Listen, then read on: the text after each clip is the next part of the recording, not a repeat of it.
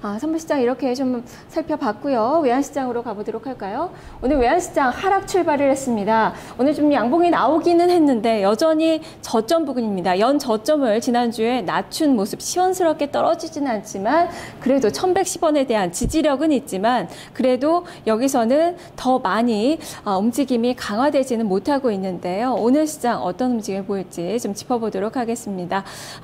유진투자선물 이주원 연구원입니다. 연구원님 안녕하세요. 네, 안녕하세요. 네, 자 오늘 외환시장 어떻게 좀 밑으로 좀 더 봐야 되는 건가요? 네, 일단은 원달러 환율 제한적인 하락 시도가 예상이 되고 있지만 그 폭은 말 그대로 제한적일 것으로 예상이 되어지고 있는데요. 원달러 환율이 시작은 50전 하락한 1110원 50전에 시작을 했습니다. 아무래도 미국 실업률이 4년 내 최저 수준으로 떨어진 것이 리스크 온 심리를 강화했다 이렇게 볼 수 있겠고요. 이런 분위기 속에서 여기 환율 일결물이 1111원 30전에 지난 금요일에 마감을 했습니다. 현물 기준으로 2원 50전 하락한 레벨이고요. 저점이 현물 기준은 1105원 선까지 내려선 점을 감안할 때 환율의 하락 압력은 유효한 상황입니다. 이런 상황 속에서 원달러 환율은 1110원에서 치열한 공방을 벌일 전망이고요. 글로벌 호재 및 중공업 수지에 따른 내고기 때는 환율의 하락 요인으로 작용할 것입니다. 하지만 개입 경계감과 외국인의 주식 매도는 환율의 낙폭을 제한할 요인이고요. 다만 정책 당국자가 수출을 위한 원화 약세를 의도하지 않는다고 언급을 했고요. 이는 인위적인 개입을 허용하지 않음을 의미할 수도 있겠지만 이전의 사례를 통해서 봤을 때는 당국의 영향력을 무시하기는 어려운 상황입니다. 따라서 환율이 본격적인 하락세를 보이기에는 수급적인 여건이 보다 뒷받침되어야 할 것으로 보이고요. 따라서 오늘 원달러 환율은 1110원 선에서의 어떤 공방이 예상되고 있고요. 그럼에도 불구하고 제한적인 하락 시도가 이어질 것이다라고 전망을 하고 있습니다.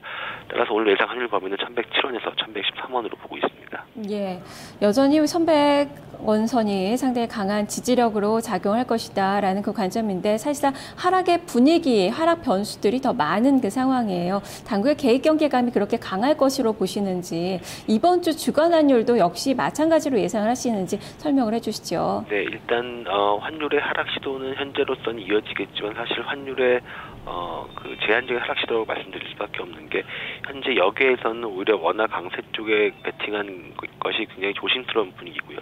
또 하나는 외국인의 주식 순매수가 점점 줄어들고 있다는 것입니다.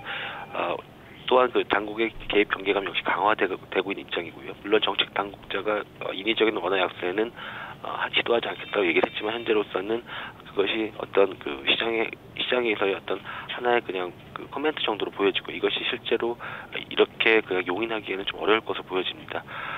따라서 환율의 하락 시도는 굉장히 제한적일 수밖에 없고요. 오히려 그 주간 전망으로 봤을 때는 G7이라든가 그리고 중국의 어떤